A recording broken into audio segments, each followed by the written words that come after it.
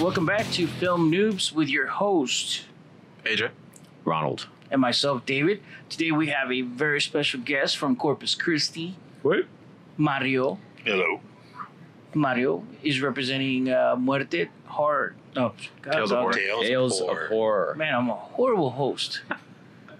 You said it, I didn't. I know. Yeah. I'm a horrible host. Muerte Tales of Horror. And I just watched it like yesterday night because I finally got money in my account. You know, freaking ladies from the Southern Hospice Internal Treatment Center freaking finally deposited money. So we got our sponsorship. Yeah, we got our sponsorship back, so I was able to watch your film. It's on Amazon Prime. It is. On Amazon Video, yes. Okay. So you can't I'm sorry, not Amazon Prime. Amazon regular video. Yeah, regular video. Yeah. They can rent it for $199 up to buying it for $9.99. I think is what it is. You can get standard definition, Standard HD. HD, 4K, 8K, I don't know about that. 24K. 24K, AR. Yeah, for sure. VR, interactive. Hell, you could even get it to where Mario will come to your house and sit with you. And do the Kokui voice during the scenes. Yeah, it's like 3D interactive. It's a little bit extra though. But he'll do it. He'll do it. He'll do it. He's a poor unpaid actor, so he'll do it. If you're not in Corpus, Pretty it's much, Skype. Yeah, Yeah. you can do it through Skype. So let's talk about let's talk about Muerte, man. Talk to me, brother. Okay. Well, it's Remember, you gotta. just a little bit background about the story. It's about 4 girls who want to take revenge over a guy who did them wrong, and it's basically they go to a curio shop, and we have one in Corpus. I'm sure you have got a bunch of them here in San Antonio. And Why? Because we're Mexican. Well, we're Mexican. I mean, just a little so we got more than one, but we use this one anyway. All right. They go and try to get stuff for us to do a spell to get this guy to either like her back. We don't really know about that because it doesn't get that far, but put a spell on him to make exact revenge. And so at that time, there's another guy in there who steals a comic book, which is what there's a little small shorts into the movie. There's the date, mirror. There's a small part of Pin and Ukui, and and they all are in this comic book, and the guys read it throughout the movie, and you get that kind of, you get the idea of the story, and kind of the Muerte part's the wraparound part of it. So, Right. Okay. that's pretty much what it is. And by the way, I totally forgot. If you're paying attention to our podcast, this is the first time we're going to be doing something pretty special. Mr. Ronald stole some cameras from work. It's not stolen. And we're doing borrowed. it. Yeah, borrowed. Borrowed indefinitely. It's on the Army reacquisitioning program. Yeah. 5-finger discount. Anyways, we are on YouTube again, but this time we're going to try to 360 view so you could actually see not only what we're watching in front of us, which is the actual movie. But then all of us. Yeah, but then you get to watch our glorious, handsomenesses. Can we say handsomeness? I don't know. I mean, that's a word. Is it a word? I don't think so. It should be a word. Handsomeness? Yeah, it is. Handsomeness? No. Handsomenesses. Handsome. Handsomenesses? Handsomenesses. Is that like... Apostrophe Because S? there's a lot of us, so there's like more than handsomenesses. Anyways, We ooze our tamale sexy. bellies. Yep. The tamales belly. Some So- poor choice of Too words. much tacos. Yeah. Damn, we forgot the tacos. Oh, I did forget the Did they tacos. deposit enough money for us to get tacos after this? One We gotta taco. check. We gotta check Wouldn't the tear it account. out though. Yeah, we gotta check the account. Anyways, going back to Mario. We forgot about Mario there for a minute. I'm sorry. Hey, Mario. Nice to How meet you doing? What's going on? Mario, not Mario. Mario? Mario. All right, so talking about the movie. I watched it. Yes, we did. It was good, man. I actually liked it. It was different. It was distinct. It kind of goes off of the old school Crypt Keeper. Good show. Yeah. Yeah. Actually, it was what's it called? Not Tales from the Crypt. No, Creep Show. Creep Show 2. I mean, Yes. yeah, Creep Show it 2. kind That's of what it falls was. into all the Yeah. the Yeah, old the age anthology kind of, anthology. Creep Show 2 is the one that had the comic book. Yeah. Called the drawing. Yeah. So that was a good one. And it's basically based. I mean, we were trying to get an idea where we could use all the shorts that he had done, and there was another one that we could put in there, but it didn't we couldn't get it to fit in the story. Yeah. I say we. I mean, I'm just an actor. He was doing all the stuff. I'm talking for him, but he. I don't know why you're here then. He has a job too. I was the only one who was lucky enough to get off today, but so he was trying to fit the ones that he had, and so he did get those together. And if you notice, and you'll see it in the movie, there's a part where they show a part where the pin part of it, it's actually just short, but we couldn't fit it as far as the storyline going in there, so they kind of teased it with just a couple of frames. But the rest of them we did there, and we actually reshot some of the Kukui because he actually did a Kukui as a short and came to one of the festivals around here in San Antonio, here in Austin, and they got some awards for that.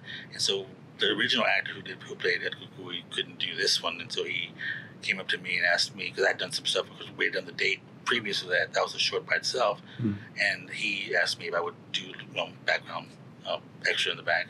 So we did that, and then I just told him, if you need anything else done, let me know. And then a year later, comes around and he just, Ned, who's a production assistant there with him, recommended me, and he remembered me, and so he asked if I would be okay with putting prosthetics on and lenses on and being kind of, in that The freak that outfit you are. for like 9-10 hours at a time. Hadn't been the first time. Yeah, it was latex and whips and. So yeah, it was. It was So a were you challenge. disappointed that there was no latex and whips? There was plenty of latex, just not the one that we're talking about. Making sure. Just on my face. Not on Oh, my so you body. like it on your face? But that's the different. That's a whole different movie. No. That's part two. That's part two. We're making sure because the audience is kind of weird. I mean, they're from Malaysia, I mean, we're kind of weird. the UK, and the Ukraine, and all that. So, yeah. So- that side of the teal was a little bit weirder. So I'm asking for them. I'm asking for a friend. So was most of the film actually shot in the Corpus area? Yes, all of it was shot in corporate, except a couple of scenes that were shot here in San Antonio, just because of location, and trying to get one of the actors to fill in some of the parts that we had missed in Corpus. Then there was basically the Kukui part of it, where she's driving in the car. That's all here in San Antonio, and even in the restroom part. But then the other part where she's at the end of it, it's Corpus. Yeah.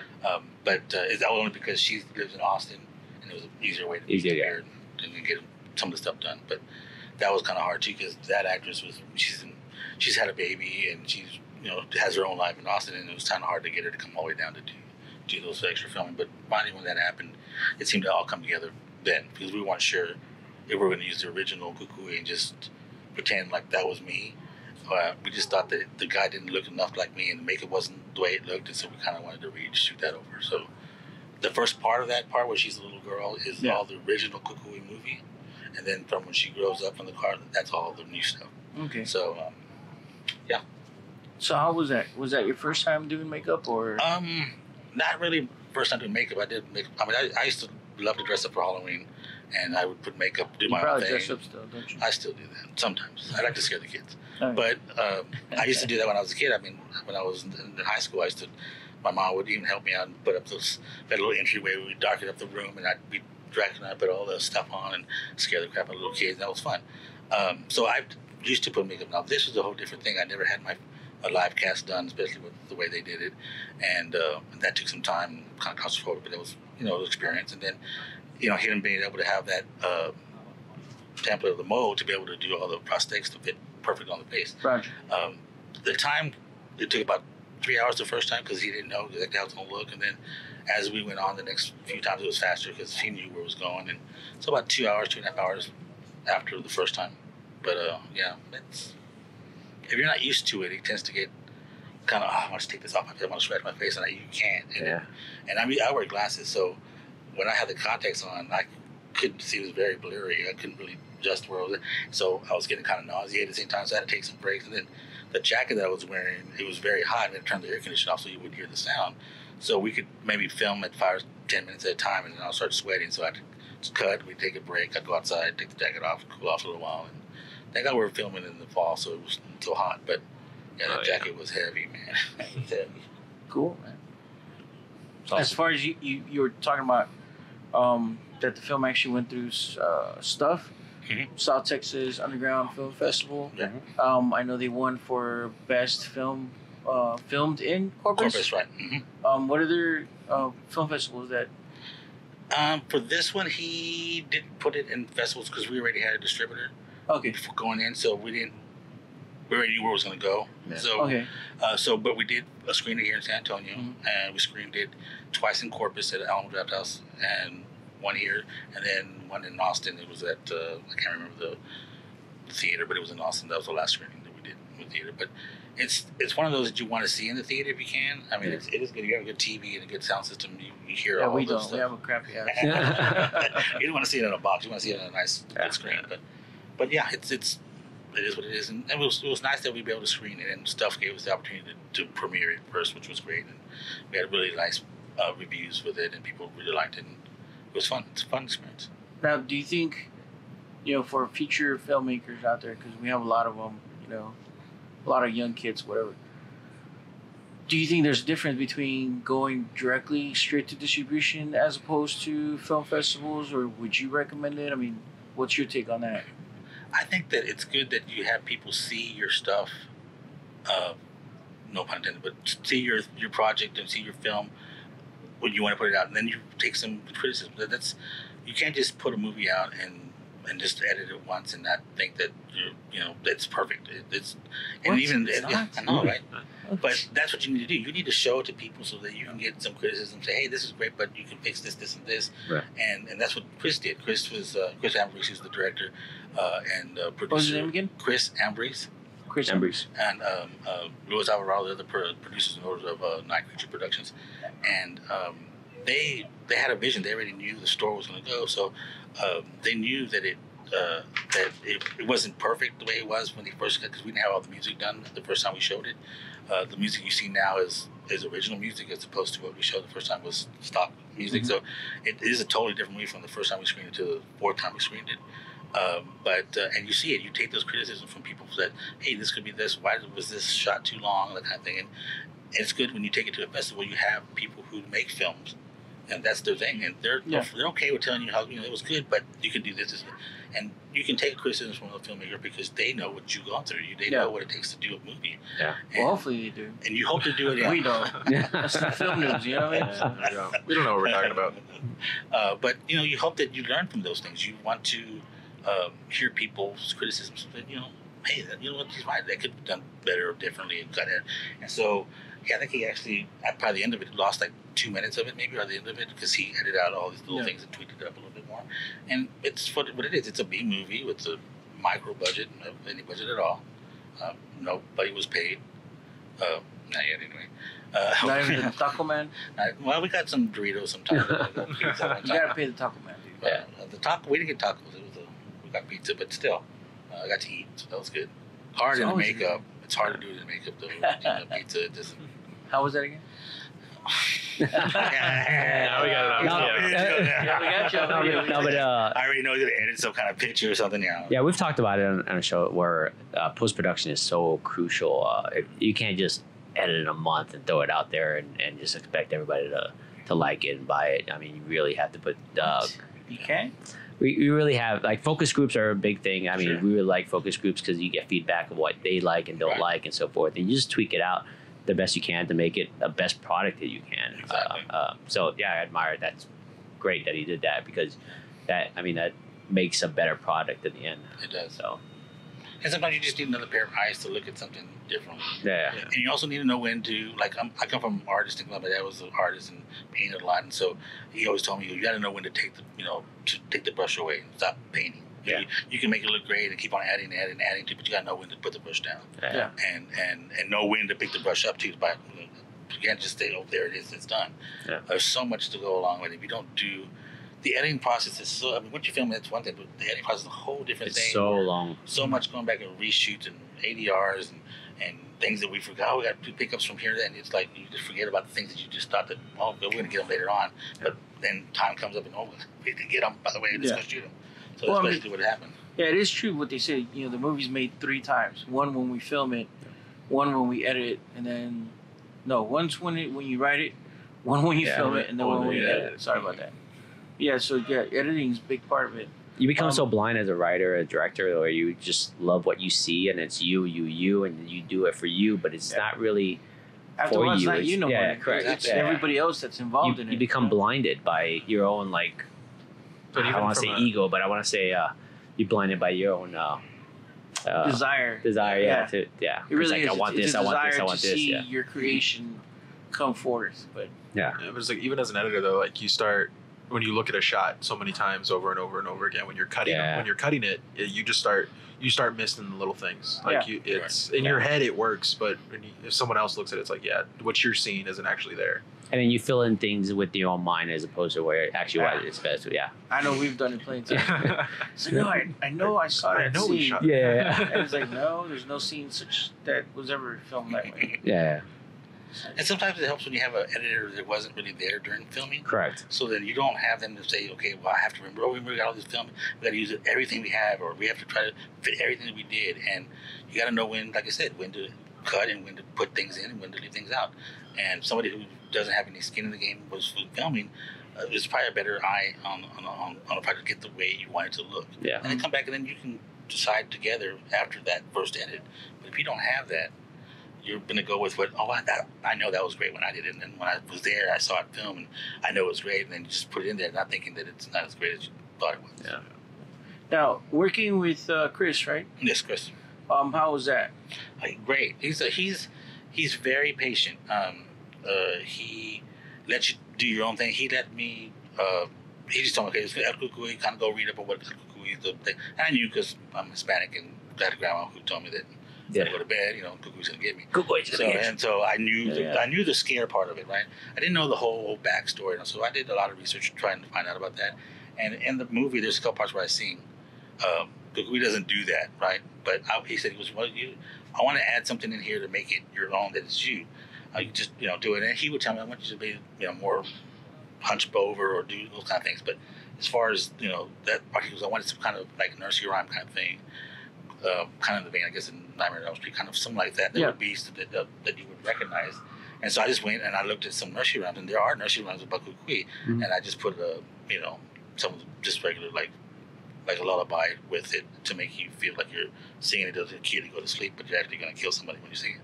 So that's where that came from. You're a horrible person. Yeah, I am. You are. Singing to death. I kill you with my fingers and I kill you with my voice. Yes, horrible singing. There's a reason David's tired. He had nightmares about it. I told you I watched it last night. I couldn't sleep after that. I thought you were gonna wake me, wake up and there's Mario. Wait, the podcast is tomorrow. No, get off me.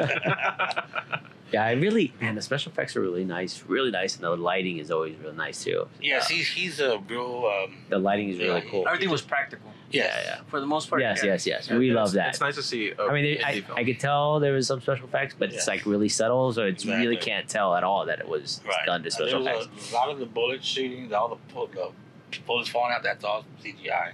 Yeah. Which I was really, again, this is something safety. You're not gonna be able to do that, shoot up people, but still. You can't really tell. You can't really tell that. I mean, the first time I saw it, when did you start shooting them? We never did that. That's all CGI. Okay. There's a lot of stuff that he does, even like the subtle things, like this part here where she gets shot. It's very subtle, but you see the blood spurt. And he shoots her in the head. Yeah. But yeah, he took a lot of time on this film because this is the one that he did the GoFundMe page on, so it was already done before we did the whole Muerte thing. Mm-hmm. But he took a lot of time in the special effects and. Hopefully, like I said, it looks good. It's clean and the lighting is really good. He's a big Suspiria fan, so he likes the reds and the blues, and which it does kind of give that effect. And I think it comes out on the movie. It really looks good. Yeah, it's really well lit. I really like it.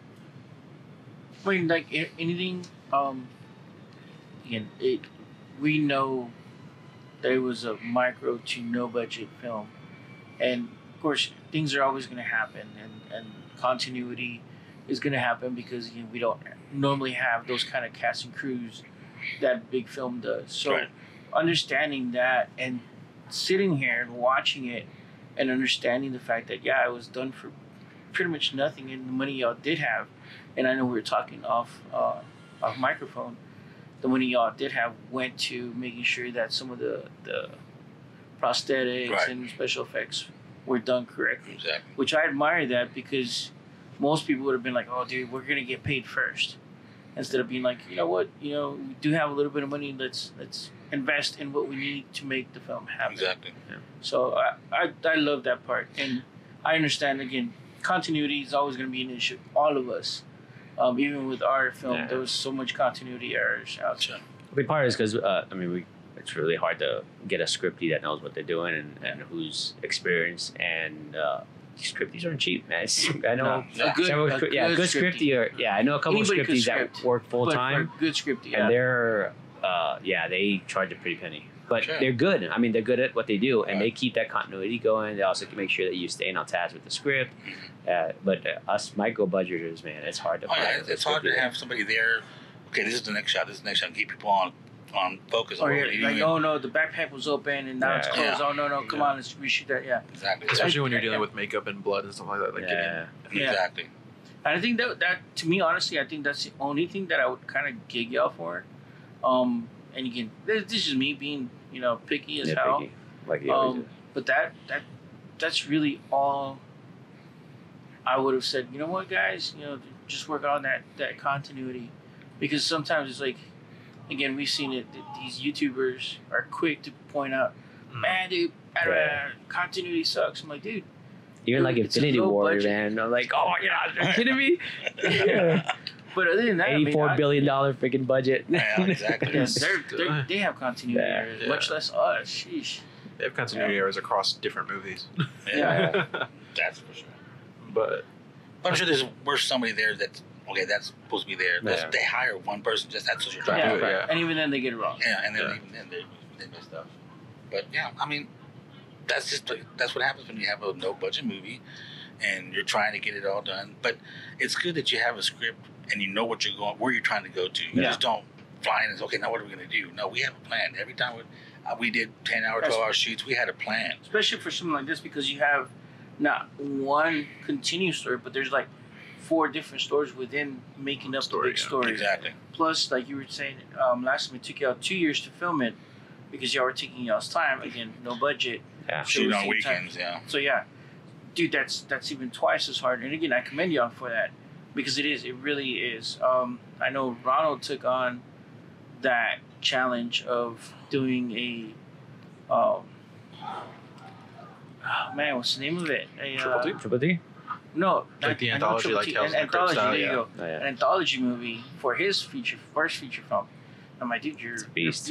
Yeah, it's not easy, man. So yeah, I commend y'all, the whole crew, actors, to be able to be committed for that long. Yeah, that's rough. We had like 32 actors, I think, if you count them all, 35 actors. Not even including like any kind of extras or anything, which we didn't have very many extras.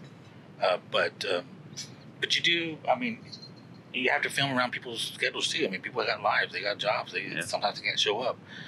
Sometimes, like in the day part, there's the part where they film some parts of it, but then they came back to it, and people look a little different. Hairstyles are a little bit different, so they gotta do for that.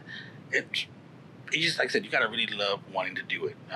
Because especially with my thing, I had to put the makeup on, and like I said, Chris is great. Chris is the heart of the whole thing. He's kept everything together. He's the one that got, like herding cats, get people to show up on time, trying to people to get here to be ready to shoot, not messing around, that kind of thing. And after you do 12-hour films, toward the end of it, you're like going crazy. You're on Red Bull and you're just typed up and you're like kind of, I'm tired, but I'm not above, and kind of getting crazy. It gets kind of crazy toward the end. And you have to come back tomorrow. And you got to come back tomorrow again. It's like, and put the makeup on it for 3 hours. Yeah. So I would leave at 1 o'clock in the morning and drive with the makeup on to my house, and it's like down. So it's like about a good 5 minutes away from, at least 5-10 minutes away from where I was filming. So one time I was leaving, and I just didn't have the cold cream because it's just so, all that spirit gum, it's just on there really good. So you can't really, sometimes I could tear it off, but this one time, one of the gentlemen that were doing it put a lot of it on, so it was really on my face. I mean, you could really, it was tight. So I couldn't take it off there. So I went home and didn't have the jacket on, but I didn't have the wig, but I just had my cap on, but I had the makeup on, and drove to the light, and there's a girl on the left-hand side. Did you have teeth on? No, but I just kind of, I was just sitting there, right? And I'm like, oh, and so I look, and she's like, she just made this face like, "Ugh," and then by that time the light turned on, I took off, and I can see her in the mirror, like, "Ugh." It's like, oh my god, I just got some facial problems, but yeah, those are great. It's fun. I mean, you gotta like to do it. I grew up doing a lot of this stuff when, got some Fangoria and ordered a lot of stuff from the back, makeup kits. That's just that, and that's what Chris did. Chris grew up learning that way. He got all the books. He's been doing it since high school. They're 20 years doing night creature production. Nice. It's and they have some other stuff that they did when they were younger with video, and now they're doing stuff with the digital stuff. And this is, like I said, this is their first feature film, but they've done a lot of shorts, and we're working on other things too. So it's great. He's not about it's about me. He's a collaborative thing. He's welcomes at things that maybe he misses. It's not that I'm a professional or anything. That sometimes you just need a pair of eyes to see things at a different angle. And he's open to that, and that's really good about the director. I've worked with a bunch of people. Some people are just like, no, you stay exactly what's on the script. And he wants you to stay within the script. But if you add something that's good, we can edit it out. We can use it, not use it, whatever. But he was about trying to get all the shots as much as he could because he knew putting that makeup on was 2 hours, 2.5 hours every time we did it, and cost and all that kind of thing. So, I gotta tell you, man, the girls in this film are freaking hot. I'm just saying, straight it out there, just some really freaking. That's hot how girls. Ronald judges if he's gonna keep watching. Yeah, if I'm gonna keep watching it, you better have some hot girls. We're lucky with a lot of, and this is Really these are all girls. local. Except the two of them. There's the girl and Kukui. She's from Austin, and the other girl, Christine, that plays Tara Allen, she's from Austin as well. But everybody else was from Corpus, and so I think when you moved to Corpus. yeah, Really? we're trying to bust it out over there. There's a lot of good talent in Corpus, and sometimes there's people with the clicks and all that kind of thing. But for the most part, it's an open thing. People, I saw you in this. Can you do this for me? I mean, those kind of things, and I'm always happy to help out if I can. Sometimes schedule wise is not easy to do, and doing it for free, it's just you're doing it because you love it. But like I said, I don't mind helping out anybody, especially with film festivals. People are trying to do this 7-day thing that they do, but yeah, it's cool. Like I said, a lot of good talent. Awesome, man. You good, man? No, meds are kicking in. Like I'm over here like tripping balls and shit. All the You pretty didn't colors. share? What the hell, dude? All the colors in the movie are just driving nuts. Yeah. I'm like, I'm watching Kukui and I'm watching Mario and I'm like, fuck, dude. When are you gonna jump over the table and give me? Waiting for him to Scary. start singing. Do Sabaskin toy. Yeah, dude. Chingo. That's it. I'm turning off his mic. Most of that was the audio, after the work. I mean, he did a lot of tweaking and making me So I do the main voice, but it's not. And like I said, it's hard because you have the teeth in your mouth, and it's hard to do it there. That's why going afterwards and doing the ADR is very important because most of the stuff that I did there on set was very you couldn't understand it because this all hell stuff in my mouth and blood, So we try to clean all that stuff up, but it's very important to go back and do that because sometimes you'll miss a shot or miss what somebody said. It didn't come out very clear. Yeah. You have audio problems. It didn't work, whatever. So there was a lot of that. But yeah, for what it is, it's a low budget film, but we put our heart into it and we're proud of it. And you can tell. You can tell y'all put a lot of work into it. Yeah. And like I said, I mean, we watched it, and I was like, man, dude, it's like, again, I've seen a lot of reviews where they're like, oh, dude, they're just going to dog y'all out because they put you at the same level as any other movie. And Sure. I get that. And I love the fact that they could step away and be like, dude, I'm judging you at that same caliber. But at the same time, they got to understand that it is low budget. And, a lot of these people put hard work and effort into it. And you could tell that there was a lot of hard work and effort put into it. And I like that part. Yeah, Will McCann is the robot guy, the cyborg. He was. You're not supposed to tell stuff like that, man. Yeah. Oh, he's, they he's could a watch real the movie. cyborg. Yeah, They could watch the movie. you'll see it. It's not a big deal. You can watch the movie during this. Yeah, there it is. Anyway, so yeah, so he helps a lot on the behind the scenes too.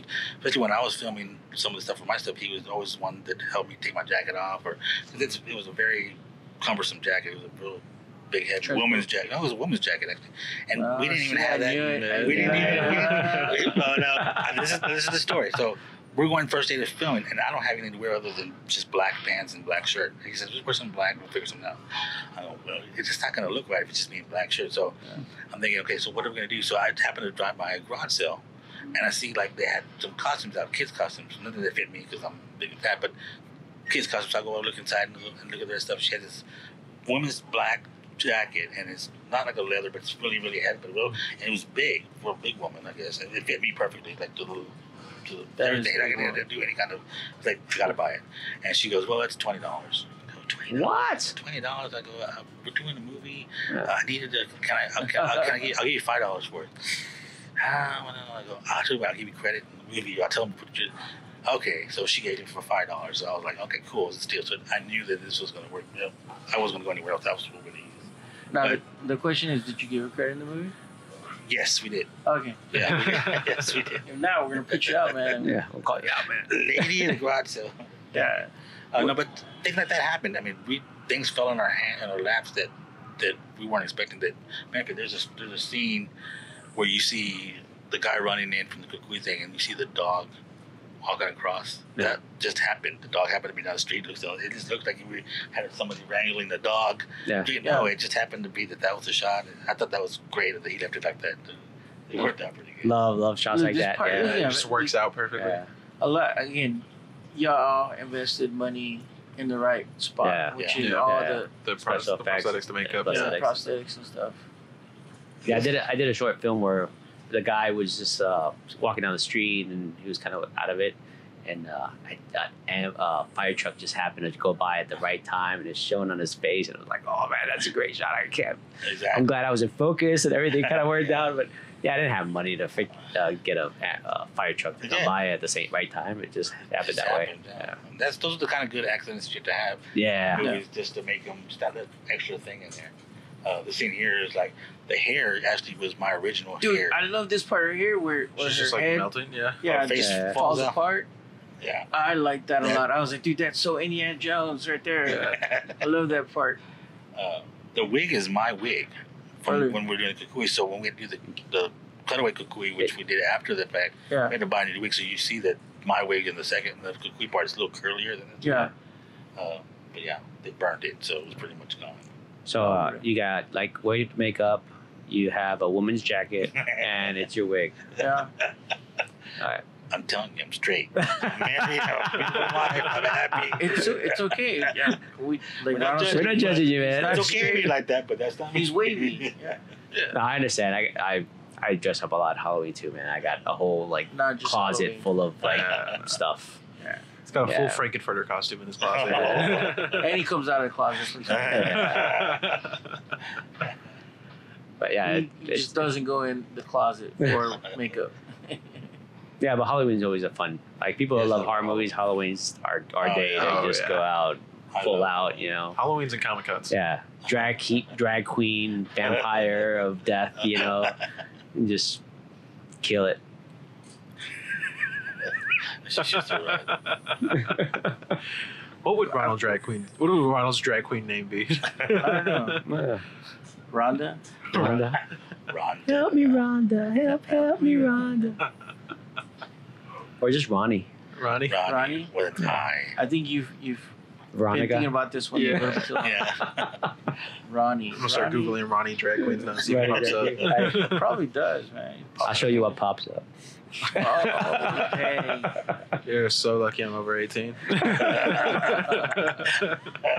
Age is just a number. No, I'm kidding, man. I'm totally kidding.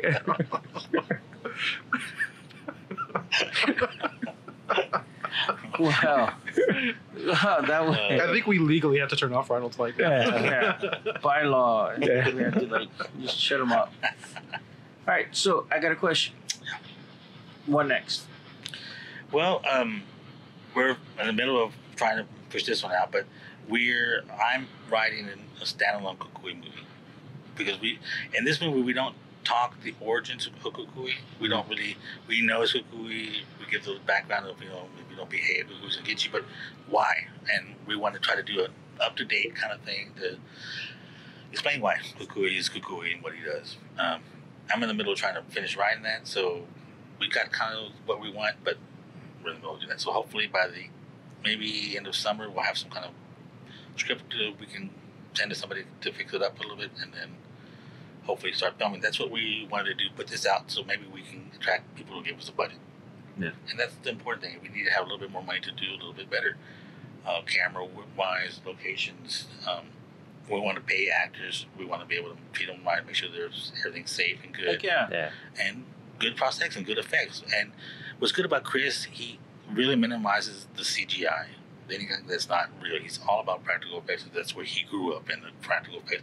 I like that. I give more credit to people who, even if it's a B movie that use practical effects, that doesn't use the CGI stuff so much, because it's overused, and then it just looks bad. If you think that something that looks fake when you're dying and the head falls off, but if it's practical, I'm okay with that. If it's CGI, why you gotta pick on a movie like that? Why you gotta pick? Why you gotta? But like, you know what I'm saying. If you I hate working out. But even like big budget movies, you can tell it's the stuff that's practical and it actually looks really good. Even like minor stuff like the Terminator has really like just the skull being crushed and stuff like that. The background's all CGI stuff. Sure. The fun part is, I mean, it looks better. It does. And I don't know, it gives it a real feel to it. I mean, there's some good people that do it, and there's some people that just do it half-assed. But then I've seen some CGI that's just really bad that you could have done it just with the reaction shot and not have to show the CGI. It kind of takes away from it a little bit to me, and that's just me. Yeah. So I kind of I give Chris a lot of credit because that's where he's from. He's got that old school thing. He's got that. This will look good. This will look cool. And he's telling me all these things are going to happen. I'm like, okay. Hopefully he's got a good vision. Then when it comes out on film, after we do it, oh wow, that's what you were thinking. So he just developed the face, all the makeup himself. I didn't, other than doing the live cast, he did all that himself. So credit to Chris. Chris was, like I said, he's the heartbeat of the whole production. What's the name of the production company? Night Creature Productions. Yeah, him and Luis Alvarado, who's from here from San Antonio. They're both been around. They've known each other in high school, and they've been doing stuff since high school. They've done just the first feature. I think was Dark Blood. It's on video, VHS, and it's on. I think he's trying to clean it up and put it on YouTube for free. So that's going to come up pretty soon too. Cool. So you'll be able to see that. And he's in it. And there's a couple of things. But he likes that horror genre. He's really good at that. He doesn't really do a lot of different genres in that. But like I said, he's focused on what he can see in his head, and all these shots that he does. I'm just amazed at. Like, I don't remember filming that. How did you do that? And he was filming it that way, and I just didn't think it was. So So hats off to Chris. Chris was really instrumental to make the movie the way it's what it is. I do like the fact that production value was really good. Yeah.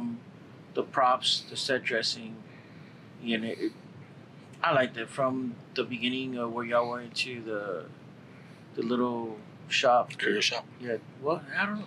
Would you call it a curio shop? Yeah, it's a curio shop. Tex-Mex curio is what they call it. Actually, and you'll see it. It's in the original Kukui. Would you see the first part? That was filmed 5, 6 years. 6 I guess years because ago. we always used to call it something else. Curanderas. Yeah. And I never called it a curio. Curio, I think like Curio shop, I guess, is what cures or herbs and that kind of thing. And that's what she was very specific. She didn't want it to make us to make that shop look like it's one of those, fake things, and card reader kind of thing. It's not. That's not what she wants. So she was very adamant about us not making the store look. She was mean though, man. Damn, curandera man was mean. But she was very helpful. She does. Was it like shop. her shop or was it? It was the lady in the film is not the owner of the shop, but the lady that owned it, that Chris pretty much had ruled out. As long as he wasn't making it look like it was something that was. She didn't want it to look like she was demonic or anything. That's not what she's at. So she was really adamant about letting them know that that's not how she wanted to come across.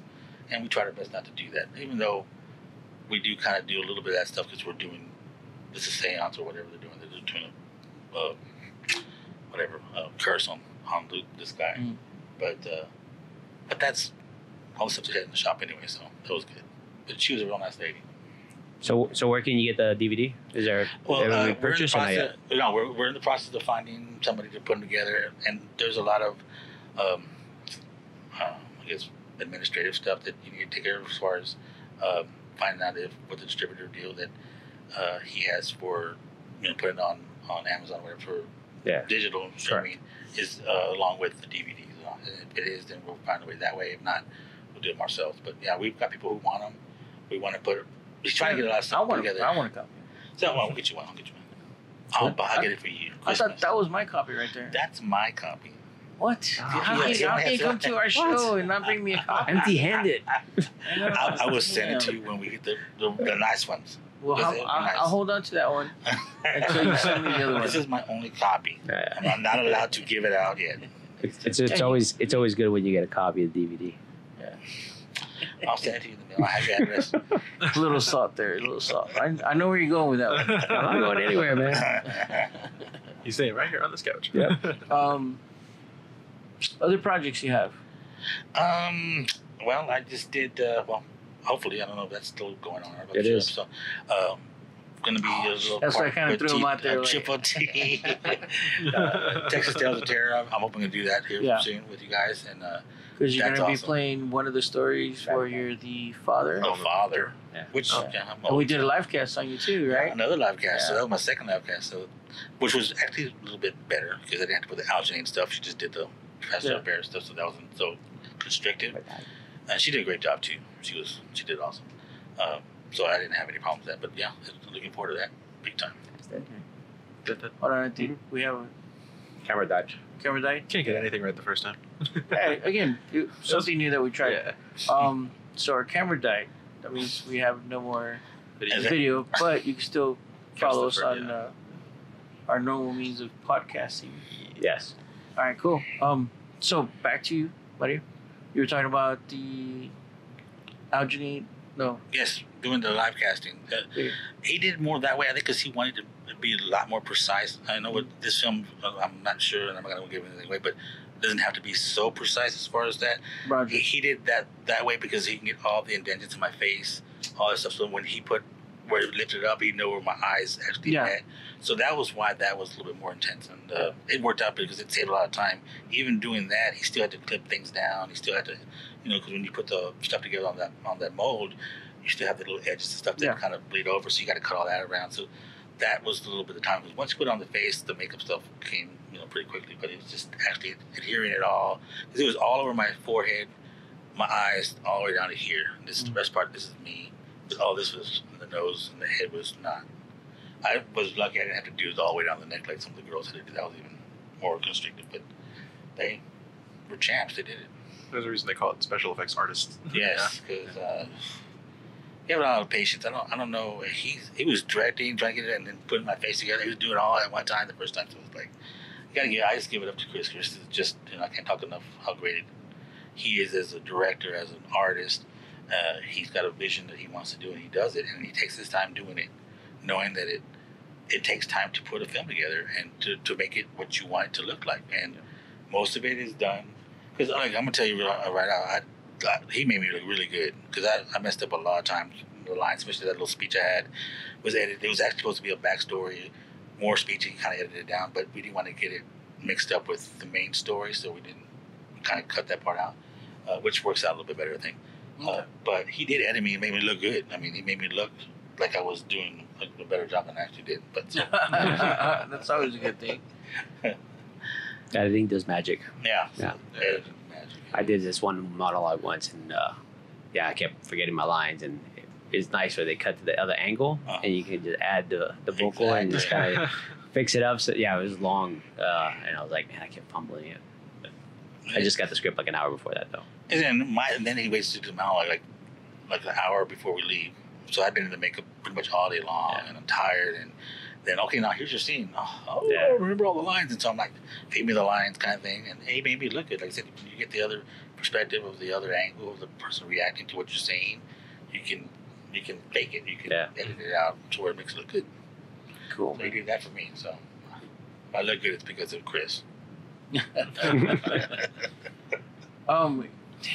I was gonna ask you something, but then I totally forgot because I saw her on the screen. I was like, trying to get the girls on the screen. Yeah, some hot girls. Yeah, there's a lot of. That's Kim Kardashian. There's a lot of good cast on this, man. I was like, like I said, a lot of these actors or stage actors in Corpus, they do a lot of the local productions of Grease and plays and musicals and stuff. And like one of the girls, like I said, that plays, I can't remember her name. She plays but she's a very good singer. She's, I mean, great actress as well, but great singers. And she's a singer as well. Kim, she has a band, so she does that on the side as well as acting. So a lot of people who were in this movie were because Chris had worked with them in shorts and stuff and other projects with other people. And, but yeah, we got a lot of great actors in Corpus. It's sad that we're in Corpus because we don't get recognition. But you know. Yeah, I know. Even when I was working in the car show scene, there's a lot of really badass cars that come out of Corpus, but it always seems that nobody ever gives a second chance or bats an eye towards Corpus. Really, it's like the forgotten gem of Texas. Yeah. You know, after Selena, that was it for y'all. That was it. Y'all had Selena, yeah. Se acabó. Anything for Salinas. We have Pepe's in. Yeah, Pepe. I forgot about Pepe. Yeah, matter of fact, we've been working with Pepe. Really great guy. Loves acting. Believes in the same thing. It's like, you know, you put your whole heart, everything into this format because we do it for the people, not for ourselves. Exactly. And he's really good about that. He's about helping out people starting off, and that's really good. I mean, you gotta. I hope that if ever God willing, I get to that level, that I could do that for somebody. That would be so great. But you know, remember your roots. Yeah, you got to remember where you're from, and always lift people up. Don't push people down. That's not the way I think. I'm always about lifting people up if I can. Now, don't get me wrong, I'm a jerk sometimes, like everybody else. But yeah, I'm about trying to lift people up, and it's a community. We don't all get together. Unless they weigh more than 100 pounds. Then I can't lift them at all. That's too much. Man. Cheer out. I got a bad back. I got a bad back. You're trying to lift any of us in this damn room. It's like, fuck. Especially me. You're going to get me off the ground. Unless you got a lift or something. You know what? I need to stop taking meds before damn podcast. I'm like, probably should. He's tripping over you. It'd be a good idea. Freaking colors are like just tripping me out right about now. Like, we're all just turning into giant cats right now. Like. Huh? Oh. I don't know where my wallet's at.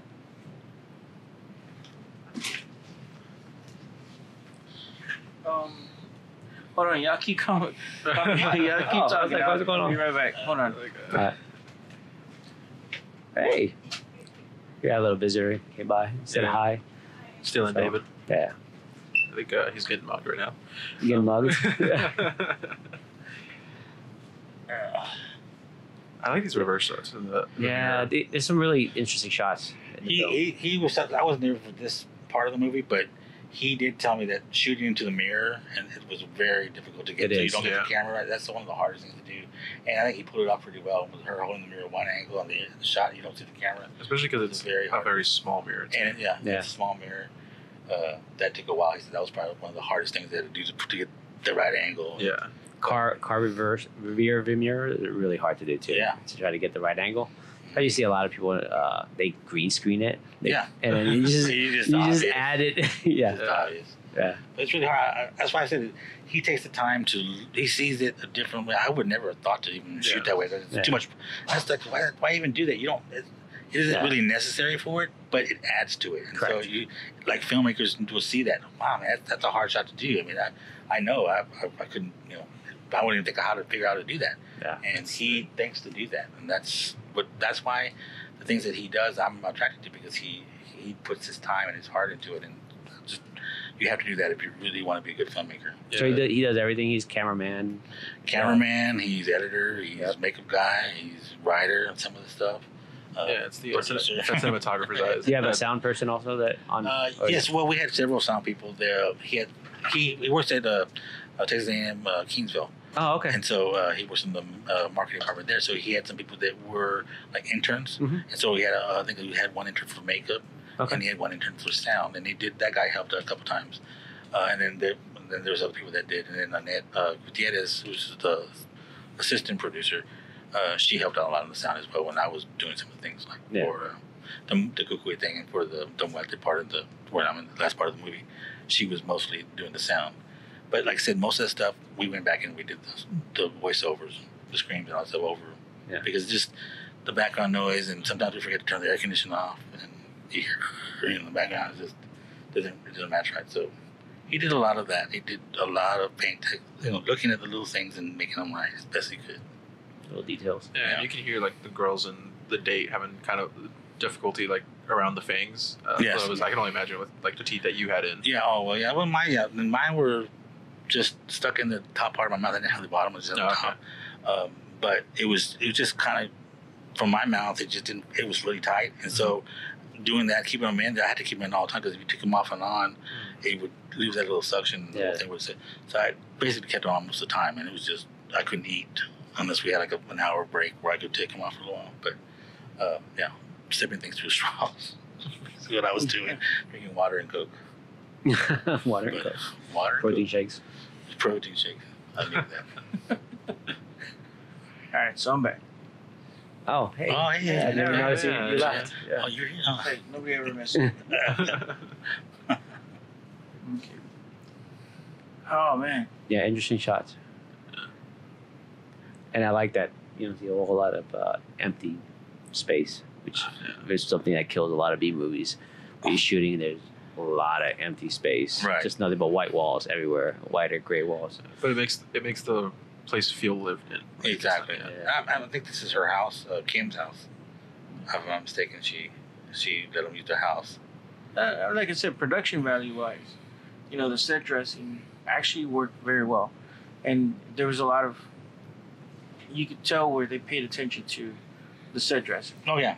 I mean, especially here, I think they had because it was such a close, court, small place area. They did make sure that things were seen, and she's supposed to be moving in, so you saw her doing the picture of all that thing. But yeah, it looks lived in. It doesn't look like it's, we just put stuff in there for no reason. It's purposeful. Yeah, like that scene we just saw where you just added like a red light in the background to kind of just add that depth and not make it seem like it's just totally black in the back. Exactly. He's got that eye. He loves his reds and blues. But it adds that separation of the rooms. Add to it. It's good screams. Mm-hmm. She does scream. Ugly tattoos though. What? No, I didn't say that. Ronald's picky about his tattoos. I got a question for you. All right. So you done acting? Yes. What has she done? Well, between me and Chris helped with the comic book, so I can do some of the art and graphic stuff of that. And I did design the cover, the original Muerte poster that we did. Helped him out with some of the fonts and some of the. I'm helping now on the other side of it, where the promoting part of it, trying to push it on Facebook, trying to bothering us to bothering get you guys. Come on, hurry up and get you on there. Yeah. Get me on here. So I'm doing. So all some three of our stuff. guys could hear about Muerte. Yeah, cool. Yeah. I like the font for Muerte, but my question was this: how long have you been in the industry, and what would be your advice? Well, especially for indie guys. Well, you gotta be used to not thinking it's gonna be this awesome thing with craft services and you're gonna be able to sit in your own trailer. What? You don't have any of that stuff. That doesn't happen. That's a myth. Even in big movies, you don't even have that unless you're the big star. Most of the time. So you gotta get used to the uncomfortableness, I guess, of it. If you're okay with being, standing around waiting for a while until you have to do your scene, that's what it is. It's basically a lot of hurry up and wait. I'm okay with that. I started off doing, like I said, the local film festivals, the 7-day, shoot a movie in 7 day, or 72 hour. We had a 72 hour. That was my first one I did. It was a 72 hour one for a friend of mine. And I had been done some acting when I was in junior high, but I just never pursued it in high school because I was doing other things. But I always liked acting. I did stuff for church, church stuff when I was in choir, that kind of thing. So I had the acting bug in me. And a friend of mine, Ernest Martinez, who's in a couple other movies with, I can't remember the guy's name, but he's in a few. But he's the one that got me into coming back. Hey, I need some, we need another guy to do this part. Can you help us out? And it just started going from there. And other people saw me in that and asked me to do extras the next year. And then again, I got a hold with Chris, and Chris started to put me in the day part, and then it just went from there. I really wasn't trying. I mean, all these things just kind of fell in my lap the production after that. Just do it. It was like, yeah, you just gotta go out and put yourself out there. You can't just say, oh, I'm gonna sit here and wait for somebody to come to me. Then that's not gonna happen. You gotta put yourself out there. Hey, I did this. I would really like to do your project. You know, you interested? Can I do something for you? That's how I got stuff from there with you guys. I mean, that's just asking or auditioning. Audition is very important. You gotta make yourself let them everybody know that you're around and show what you got. If you're really serious, I did that, but then I got arrested. That didn't work for me. That's why I'm asking advice. You saw that casting couch and you're like, oh yeah. I did. They said, show me what you got. I went blink. And and they said, 30 minutes later, I was, swearing to the judge. CGI. Yeah, fix it in post, bro. And you also did not get the part either. Yeah, I did, yeah. After all that, I still didn't get the part. It was a big letdown. And see, that's another thing. That's what they said. That's what she said. That's another thing. You got to be used to be told no. Oh, you told me all the time. You got to be known that, hey, you're not right for the part, and don't take it personal. Because, I mean, I can't play a skinny white guy. That's not who I am. Yeah. I'm fat, basically. So good luck trying to do that, right? Yeah. But, I can't play a woman. I can't play, you just got to know that you're not going to pay everyone with that. Hey, that's my, I'm telling you. Out really well. I've said this in the past. That's one of the things I want to play a female role in a movie.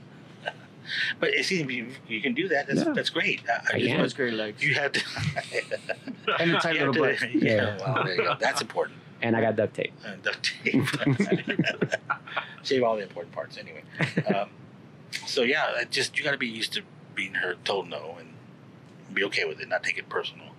Because that's happened to me a lot. No, not just in movies, but other things. Yeah. I think Married, right? Works on the production side too, not just on the acting side. I didn't even know I was 30. So Yeah. that tells you something.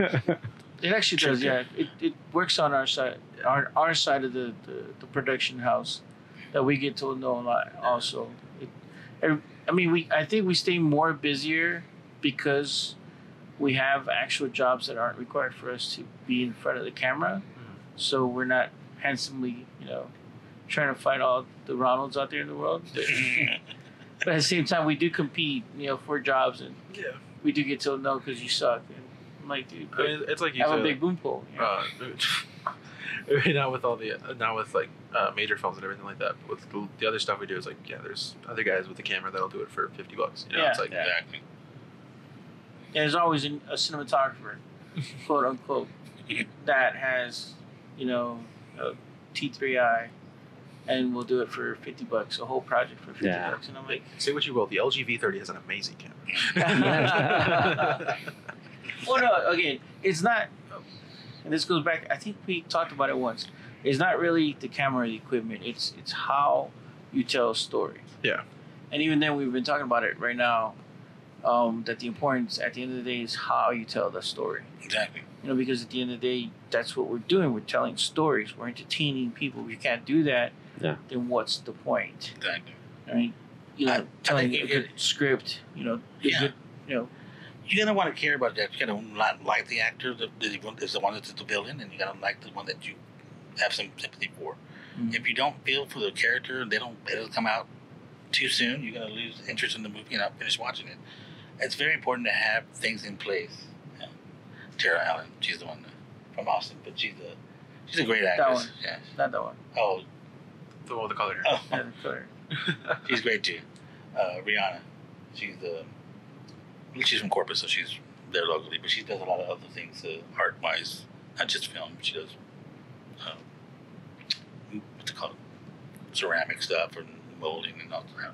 So everybody's very artistically. He got really lucky, and we're blessed in Corpus to have a lot of people that do other things, not just movies or in front of the camera. It's on stage, it's writing, it's makeup. It's a lot of. I'm really surprised. I'm sure there's a lot of people here in San Antonio that I've seen that can do good makeup. Just you happen to be doing it for an independent film. Doesn't mean you shouldn't do your best. And that's what Chris was blessed with. He had people trying to make a name for themselves. People that were interning wanted him to see what they can do. And there's a lot of stuff. A lot of the bites in the arms, a lot of the bites in the necks, the eyes when the eyes are kind. That's not easy to do. And I think they pulled it off pretty good for what we had. And some of that stuff is just tissue paper and blood. You don't want to see it. You couldn't tell, but Dude, I love Tissue the paper is I love the comic book adds another layer of, again, production value, little things like that. You know, comic book that's specifically made for the movie. Yeah. Y'all should do copies of that. See, that's what we were gonna try to do. But see, if we were so pressed to put that together. Like I said, it was January, and we were screening that at the end of January of the week. They always screen. They do the stuff the week of the Pro Bowl. Yeah. So nobody's going to go watch football. They'll get people to go. So we had to get it done by then. We were filming that comic. We're putting together like 2 weeks into January. We still hadn't put it together yet. And the printer was like, "Oh, I can't get it to print. I can't get it to print. I can't get it to print. I can't get it to write." I did all the files. I redid the files over and over again. So we basically just printed a bunch of stuff, had them print them up, and we put it all together. And so some of those pages are not in sync. So if you look at them, they're not really the same stories, but it was just to get the effect. Yeah. So we were thinking about doing that eventually, but we never got around to. We were going to get actually the guy from Stuff, the coordinators. They wanted to print one out to give out to the audience, but we ran out of time. It just was. Well, if you need help with that, let me know. I actually do magazines. Magazines. Yeah. Well, that'll be great. So we've been waiting to try to put some together, but we had to go back and have to put all the right things together, make it look right. We're actually going to make it look like a proper, like a pulp, like a pulp comic book. You know, it's like a paper one. And dude, that would rock, man. I mean, it'd be cool. Again, you stuff, man. I love independent film because we can do so much with it. Yeah. And that's one of the things that, dude, you could go to all these conventions and make it the next cult classic. And I think having that little comic book would add another layer to this. Oh yeah. Because I know, what was it? I can't remember what it was, but I follow them on Instagram. Anyways, they have a comic book with a 3 1/4 vinyl that they send to you, and it's like music playing while you're reading the comic book. And I'm like, that's pretty badass. Cool, yeah. So this is like, I'm watching the movie and I'm following the same pages that she's paging through. Exactly. That would rock, man. And I think that would add to another layer of y'all becoming another cult classic. I think hopefully we'll have some time to do that because we're muddling that around. People have been asking, "Hey, where can I get the comic book?" And you guys, we're like, No, yeah, but it also helps y'all raise money for the next one. Sure, right? and that's what we're trying to do. We're trying to get the next one done, and with more, like I said, more money, be able to get maybe a named actor to come do something. That's what you want to do, is try to get a named actor to put on the title of your poster so that you can attract people. Fine, I'll do it. Is that a Ronald? Ronald's very expensive from what I understand. Oh no, I mean at least a couple tacos. So no pizza for me, man. I need some tacos. No, I actually, have to take a meal, man. Tacos and rice and beans to go with it. Yeah, I'm not even asking for guacamole, man. Settle down. That's too much. No guaca. Now we're getting crazy. That's over budget. Well, that's the whole budget right there. Guacamole. You have a guy on the table doing it for the Add a little more pico. Oh, dude, now I'm really getting hungry. Some pico and shit. I know, right? Damn, dude. So, we should just stop the podcast, go eat, and then come back. Take a lunch break. It's like, we're gonna take a break here. We'll come back in like 3 hours. All panzones and. It's just gonna be like another 20 minutes of just going. I ate too much pico. We're about an hour, right? Close. Yeah, we're about an hour. Yeah. So let's go eat. So let's go eat. So questions. Any questions? Questions, comments, concerns, man. So you can catch it on Amazon, correct? It's on Amazon. To rent and to buy. Rent and to buy, and we are going to be on Comcast, Xfinity on demand in June. Awesome. And also Tubi's supposed to be around. I don't know when Tubi TV is going to come, but you can see on Tubi TV. I follow Tubi, dude. So Tubi TV probably next month or so. Okay. We're still waiting on the date. Also, we're on an app that's on your phone. You can only watch on your phone. It's on my phone? Tata 2. How did you get it on my phone, man? Let me rephrase that. It's an app you can only download to your phone, and you can only watch movies and content. You said it's on my phone. I'm like, phone. what the hell you do on my phone? Don't be watching my porn, man. It's a new service. It's called Tata 2. T-A-T-A-T-U. Like tatas? Tatas and then two. Like two. In Spanish. Two So tatas. you just download it on Tatas. Google or whatever you download stuff I'm gonna from. look that up. And you just log on, And what they do is when you watch the content, you add up points, and so it'll cash it out for like discounts on stores. So the more content you watch, the more, and it's basically so people can see your stuff. Cool. And we're on that right now as well. I mean, I don't recommend you watch it on the phone, but the picture is nice, so. And there's no commercials during the movie, so that's a good thing. Yeah. And it's free. So if you want to see it free, that's the way to do it. Right now, until a bunch of cheap asses. So yeah. Free is always good. But especially with motivation to just sit down and watch things. Yeah, because if you had to pay for it, then you not know what's going to go in. You're like, okay. Very interesting. Tata 2 Enterprises Limited. Yeah. I didn't know anything about it too until they told me a few days ago. I downloaded it. But there it is. So there's a lot of older movies on there, a lot of sports and concerts and different kind of TV shows, older stuff. But I think they're just brand new, so they're just starting out. So the content is really small, but it seems like it'd be something that'd be interesting to do. But again, you're only limited to your phone. You can't Chromecast to your TV, so you're limited to see it here. I'm not sure if you can see it on your iPad, but I'm assuming it's any device that's not a TV. I don't know. I'm too cheap. I can't afford an iPad. What is it? The little Samsung? We barely afford the mics for this podcast. Yeah, that face is pretty cool. It's Tata 2. It's all white with a MAGA red background. MAGA red.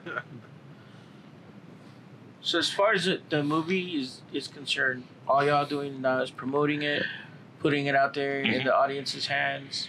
Again, no real vision as far, well, not vision, but any real plans on like hitting the show circuit. I'm not sure. At least for right now. For right now, not that I know of. But Chris is always looking for new things to show it and constantly hustling. What? Constantly hustling. He's got a full-time job and he does this. That's his hobby and his life afterwards. So he does a lot of things to promote it. And so we're still kind of at the mercy of the distributor to find out where it's going to go online. And then when we can find out, they wanted us to do all that stuff before they put it online. So we did all the showing them at Corpus Christi at the stuff. That's what we did. The second showing there, an encore showing. They did one here in San Antonio at the Alamo Draft House, and then we did one in Austin. So we did 4 screenings to get the bugs out and stuff, but to get people to see it on the big screen. Because that's the only way we can do it right now at the Alamo Draft House. But it does work on the screen. I mean, I would rather watch it on a TV on a big screen with all the nice surround sound. You hear all the effects. He did that too. So some people don't do that, especially on a low budget. You tend to it's all into one channel. Yeah. Where he took the time to put, and you'll hear scratching noises come from both sides. So if you hear like headphones on, it's awesome. Yeah, I listened to headphones on when I watched it. It's like, man, stare it out or fight at one. That was my singing debut. Yeah. No, yeah, but also being in a theater, and I think this is one of the things that Spielberg was fighting about with Netflix and everything that we had that conversation previous. Was the fact that in a theater, it's an audience experience. Yeah. And so it's different as opposed to being at home. Even though, we could get surround sound bars and all that good stuff and, put the bass underneath the butt. That tickles a little bit, but it's still not the experience of having a group, jump and like, oh man, dude, check out, Yeah, the reactions and stuff. Yeah, but I know people that don't even go to the movies, haven't gone to movies, and that's because they suck, dude. They just watch everything on they wait for it to come on, rent or buy. There is an audience experience to it. I mean, even like I was saying last week, where I went to go see the early screening of Shazam, there is a certain scene that people in the theater did clap for it. And I was like, yeah, that's not going to happen if you watch it at home. Yeah. Hey, I'll clap. You have time at home. Clap my butt cheek. There it is. Turkey. Oh, man. So this was the first day, which is kind of where we did film out of sequence. So some of the stuff is like first day, like this was the comic book. This was done like a week before we screened it. So when you see the comic book and her reaction, that we had to do that afterwards because of course we hadn't done it yet. Yeah. But it's almost a year later since we did it. That's crazy. So it's just the things you get to do when you don't have any money. You have to figure it out, and it's like I said. Like all these things here, I was like, okay, I didn't have makeup on there, so he said, just put your hair, face, cover your face. But my dress shoes, my church clothes. That's cool. He's like, I was gonna say, you have some nice shoes for being Kukui, man. What's up with that? Those are the only black shoes I had. So we won't get you shots of your shoes. Then he takes shots of my shoes. It's like, yeah. Yeah, Kukui's all like Gnarly. and stuff and everything.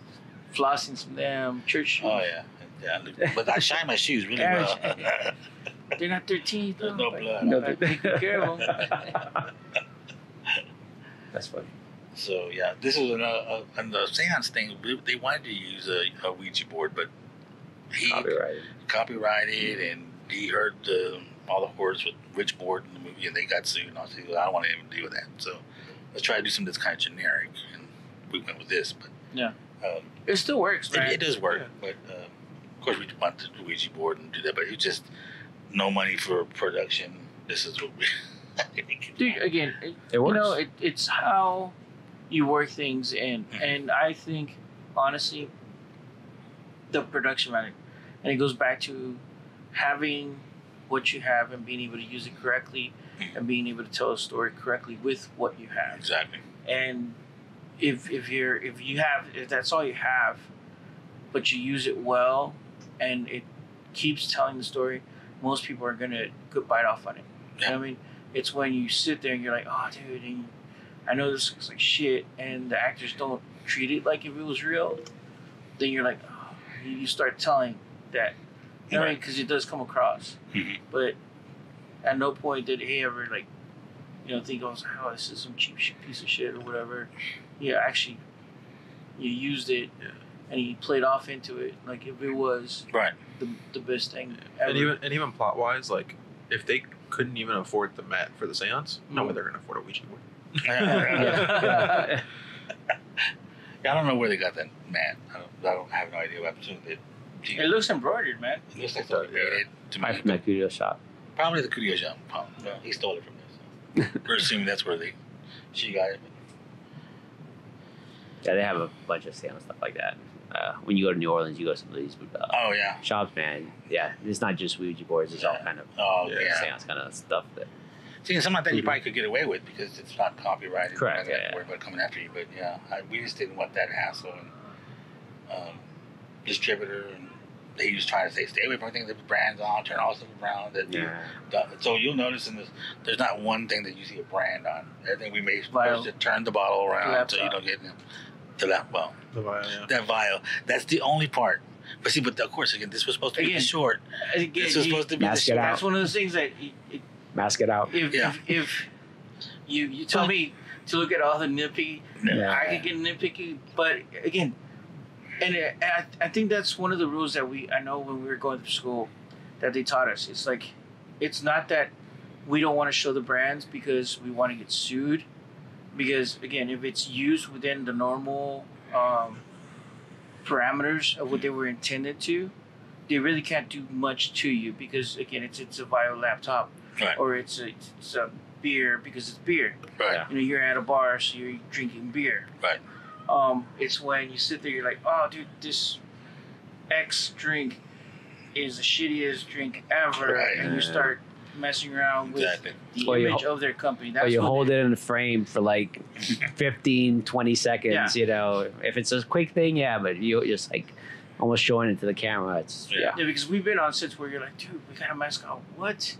And even when we were shooting the fresh part of Triple T, we were at a bar, and we had to look it up. I'm like, well, we're at a bar. We can't take everything off from a bar because it looks not a bar. Weird, because then you have all of these bottles with the label facing backwards. You have, masking this. Again, you're at a bar. Right. You know, if it's intended to be within the parameters of what it was meant to be, they can't really do too much. And we discussed this in school about the legalities of logos and branding and whatnot. The only reason we don't show branding or logos is more, I think, for the fact that we don't want to give them free advertisement, but at the same time, dude, you're low budget anyway, so it doesn't matter. You got the law and the media class I hear so many great things about. What are you going to take? My college debt? I'm like, here you go. I was like, please, Please.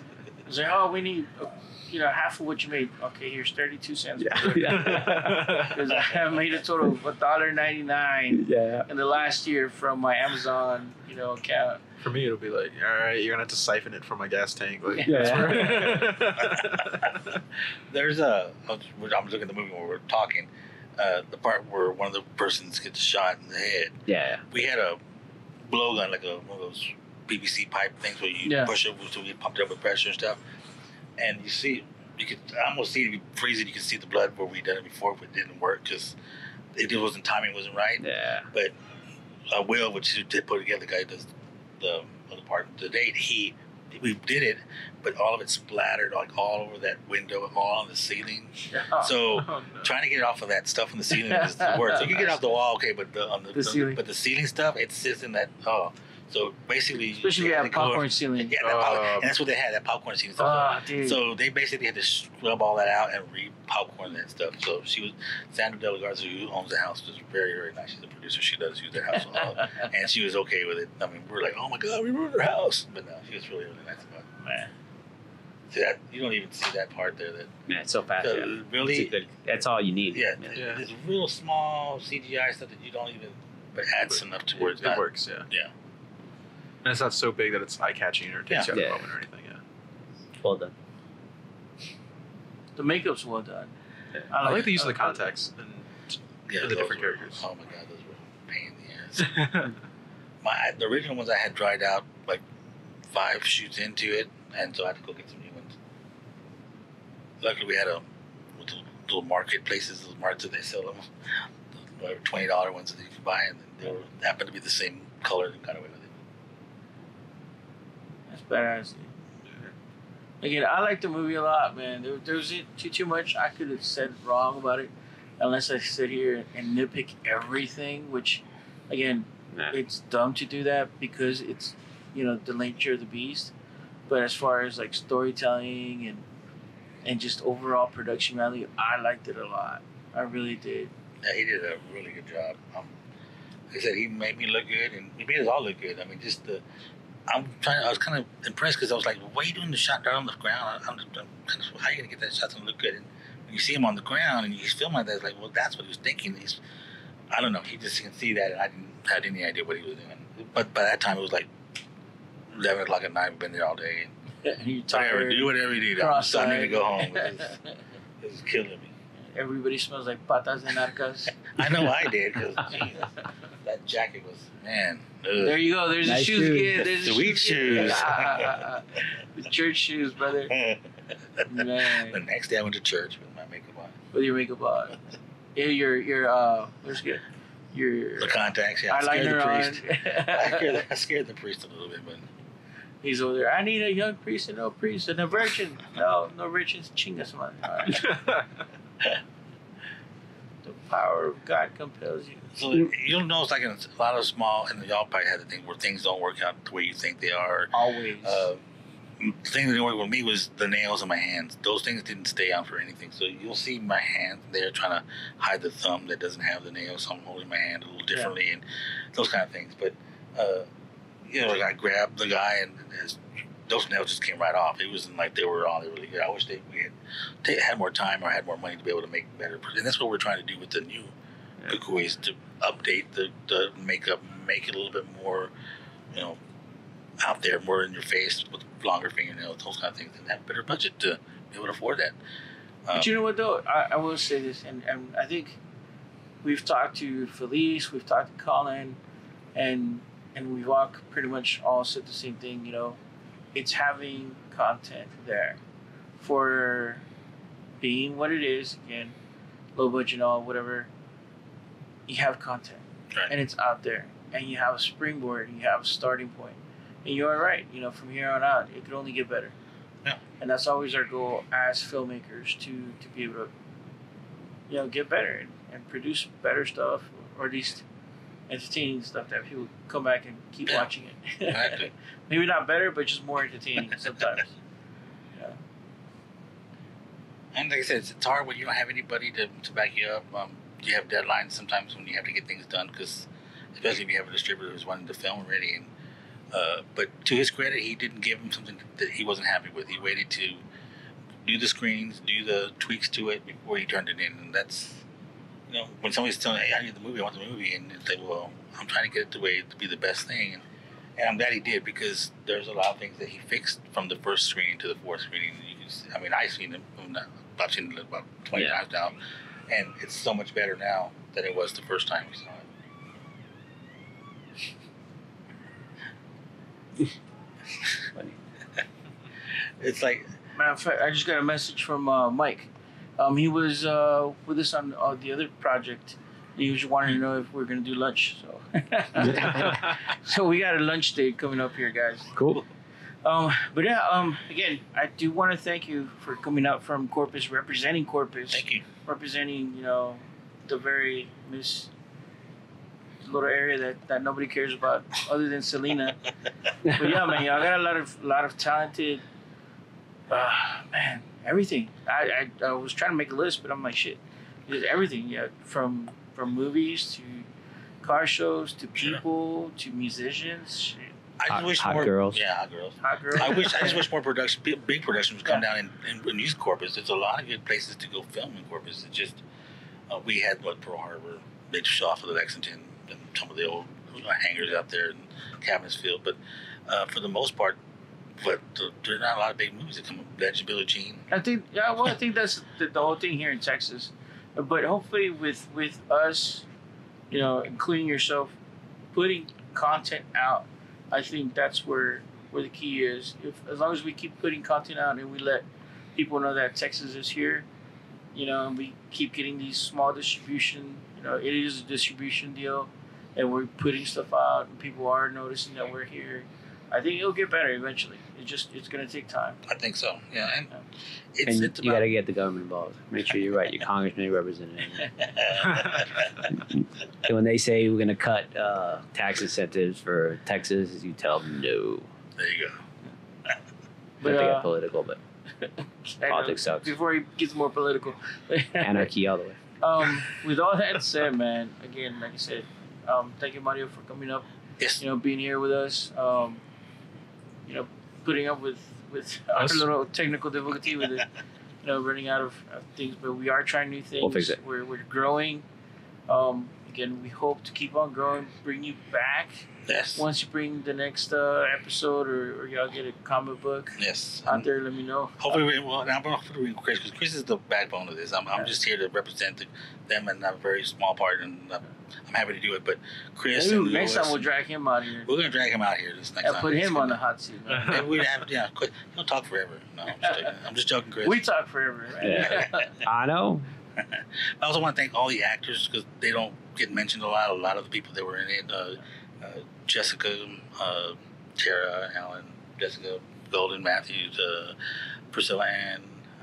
There's a lot of people in there that just took a lot of time, and a lot of people that worked harder than I did. I didn't say I worked really hard, just doing the sacrifice, putting on the makeup on, but a lot of people did a lot of work, especially on the date part of the movie. A lot of everybody fitting in there, making the time to do the shots, and so that's very important. So thank you to all of them. They made me look good, and Chris made us all look good. So I think that's great, and I hope to be able to come back when we have a Kukui, whatever version that's going to be in, hopefully soon. Hopefully, man. Oh, and you can check us out if you want to. Please go to Facebook, Muerte Tales of Horror page, and you can like us there, and then you get all the updates of all the things that are happening, where we're going to be, showing stuff, where it's going to be at. If anything comes up in the future, it's there. So you can go there, or Night Creatures Productions as well. Cool. Awesome, man. Sounds good. Check it out. Check out Muerte Tales of Horror on Amazon, on Tubi soon, on Tetas. Tatatu. On Tetatu. And again, they keep on expanding their distribution. So please look for them, check them out, support them, support indie filmmaking here in Texas. Yes. Support, FIlmNoobs on iTunes, Google Play, Podbean, and Tinder. YouTube. on Tinder. Now YouTube. Half of it on YouTube. Yeah, half of it will be on YouTube. Now we'll work something out. Yeah, we keep growing. and we keep expanding, man. That's what it's all about. Being your host, Adrian. Ronald. And myself, David. Con Mario. Thank you very much with our special guest, Mario. Yes. Thank you, guys. Appreciate it. All right, man. We'll be checking you out next week. All right. Peace.